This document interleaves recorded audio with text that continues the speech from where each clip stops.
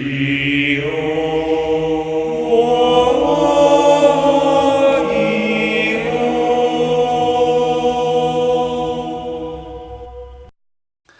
morning, YouTube, and today I have for you my Thunderstruck, or is more commonly known as Thunderstun deck profile. This is one that I've really been enjoying lately. It makes me a lot of friends because it's definitely anti-meta, but it has a little bit of a motif to go along with it. Let's hop right into it. Starting off with our monsters, run a playset of Denko Sekka. I mean, this is definitely really the first thing you want to see in the deck. See it with the Ties of Brethren, you're feeling pretty good about yourself. Your opponent can activate set cards. Pretty darn great.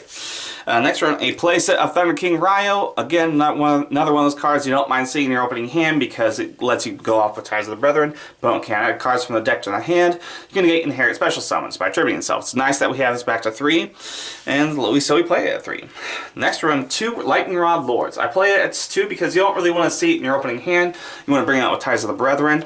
Your opponent can't activate, neither player can activate spell cards during main phase 1, which seems a little bit weird, but it comes into effect a little bit more later on. Next, run 2 Zap Mustang. Again, this is one of those important cards of the deck, but you want to see it after you bring out Ties of the Brethren. Twice per turn, you can't be destroyed by battle. Plus, your opponent can only special summon monsters equal to the number of times they attack that turn. So not only do they have to go through their main phase 1 if they want a special summon, but they have to be able to attack into it with something and not mind taking those life points, whatever you're going to be taking. So it's pretty nice and definitely essential in this deck. Next, run 2 Watt Giraffe. I was trying to think of Thunder Light monsters to have extra for Ties of the Brethren that you can normal summon. I went through the Hunters. They didn't really strike my fancy, so I went with 2 Watt Giraffes. Watt Giraffe, he can attack directly. That's 1200 beat stick, and your opponent can't activate cards until even I think after.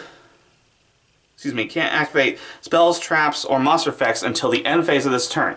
So it negates your opponent's evenly matched, which is pretty darn awesome. So I kind of decided to run this over the Hunters. I like him just as is. Next, run a playset of Honest. This deck kind of dies in the battle phase. If your opponent gets over your lock, this is what's really essential, is to have something to go through your run through your battle phase. So I kind of just play as a playset because it's always nice to have that drop on your opponent. Pun intended.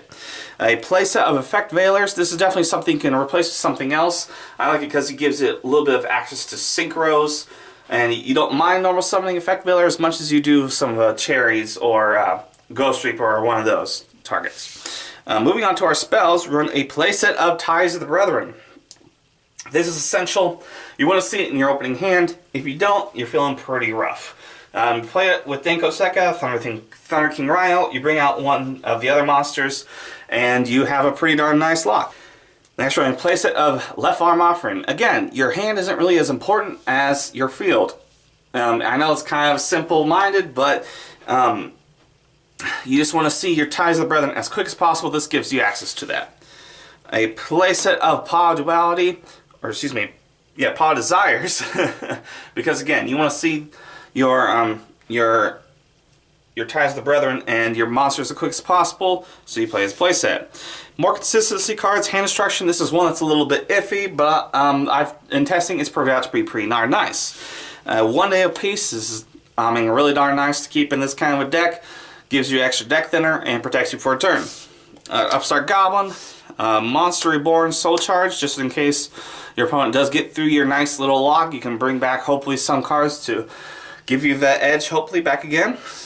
Again, since we hate the battle phase, we play 2 Moon Mirror Shield to deal over any monster. It's pretty darn nice.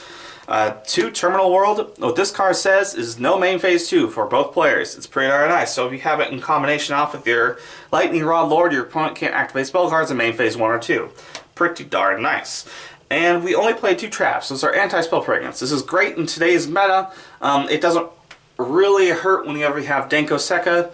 You normal summon Denko Sekka. Following turn, they draw, you activate anti-spell fragments, Denko's alive, and they can't set spells. So they're locked out of 2 aspects of the game. It's pretty darn nice, so I run it as 2. Moving on to our extra deck. You don't really go into it too often, but there are definitely those occasions where you do need to have something a little bit bigger. So we run a Bagooska, the very nice, Tornado Dragon, the Full Utopia, the Lightning Package, number 101, a Castell, a Gaga Cowboy, Heartland Draco, Abyss Dweller, because that's one of the aspects you don't have control of in this deck. Allied Justice Catastor, again, we like that little effect veiler, so we run some synchros in here. Crystron Armatrix. The nice part of Armatrix is it switches all your opponent's monsters to defense position. Obviously not as relevant today with Lynx, but it's definitely a nice little thing that can throw your opponent off and give you that extra oomph that you need to move on with the game. A Mistworm and a Trishula, because most of the time you're going to have your Effect Veiler and 2 monsters in the field, so you'll have a 9-star Synchro, so might as well play these 2 awesome cards. And rounding up our extra deck, we run a Deco Talker, just one of those things, if you're locked in the field through a skill drain, it's a nice little monster to clear your field, and hopefully go for a little bit of damage. So that's going to wrap up our Thunder deck profile, Thunderstruck as I like to call it. It's very darn nice to get a lock off. If you see either your Denko Sekka, your Lightning Rod Lord, or your Watt Giraffe, and this ties the Brethren in all hand, you're feeling pretty well because you can end up with a board somewhat like this. Obviously you won't have one of them, but let's say you have a Denko Sekka. You can bring out your Zap Mustang and Lightning Rod Lord, prevent them from special summoning, prevent them from setting spells or traps, and they can't activate spell cards during main phase 1. It's a pretty darn nice lock. Additionally, if you have like an anti-spell fragrance or a Terminal World 2, it gives you an additional lock that your opponent, yes, it's outable, but it's really difficult to get around. And so it's a little bit of a gimmicky deck, but it has been working very well for me, and I hope you can find something from this and make it your own. Any suggestions are welcomed. I've been working on this for a while. It's been quite an enjoyable deck. So thanks, and have a great day.